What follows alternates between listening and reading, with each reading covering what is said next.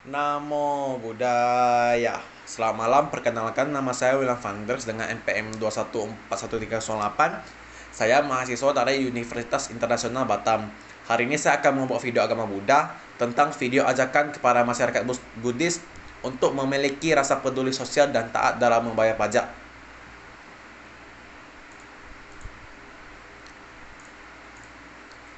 Pajak.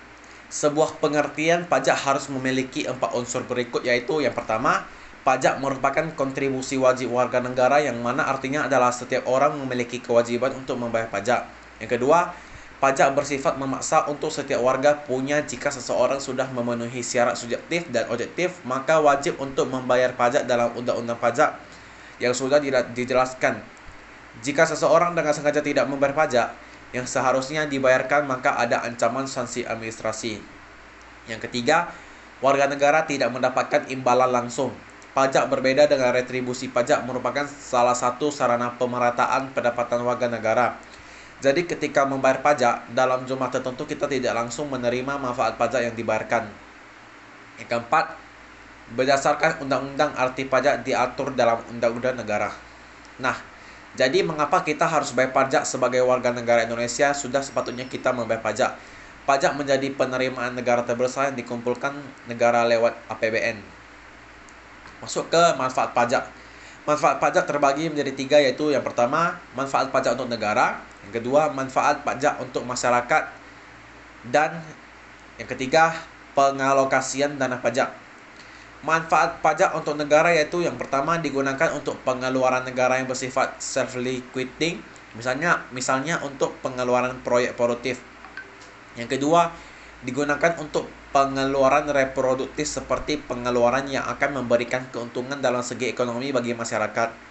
Yang ketiga, digunakan untuk mengelola keluaran yang bersifat self-recruiting dan tidak produktif seperti pembangunan untuk sebuah monumen bersejarah dan lainnya. Yang keempat, digunakan untuk pengeluaran yang bersifat tidak produktif, arti digunakan untuk pembangunan anak yatim dan pertahanan negara. Manfaat pajak untuk masyarakat yaitu yang pertama, digunakan untuk membangun infrastruktur seperti rumah sakit, jalan sekolah, dan fasilitas umum lainnya.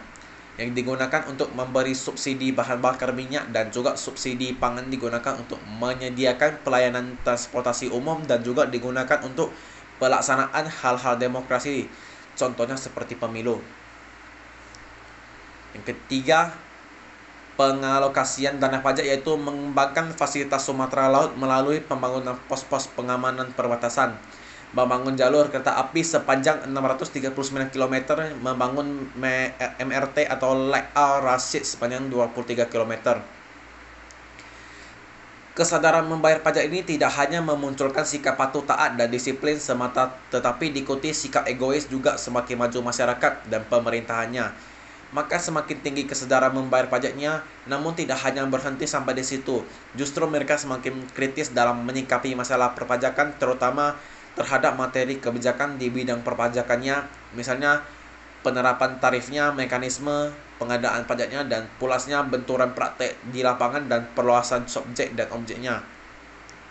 Masyarakat di negara maju memang telah merasakan manfaat pajak yang mereka bayar bidang kesehatan, pendidikan, sosial maupun sarana dan prasarana transportasi yang cukup maju maupun biaya operasional aparat negara yang berasal dari pajak, baik pelayanan medis, gratis sekolah, moral, jaminan sosial maupun alat transportasi yang mulai menjadi bukti pemerintah mengelola dana pajak dengan baik. Dengan digalakkannya kesadaran atau pajak ini, diharapkan Indonesia akan menuju kesejahteraan yang selama ini diharapkan.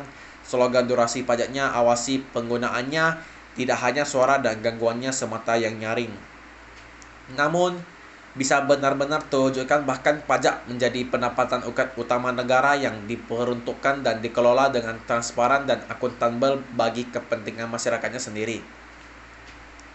Sekian, terima kasih. Mohon maaf jika ada kata yang salah. Saya akhiri dengan Sabe Sata Bhavantu Sukhitata. Namo Buddhaya. Selamat malam.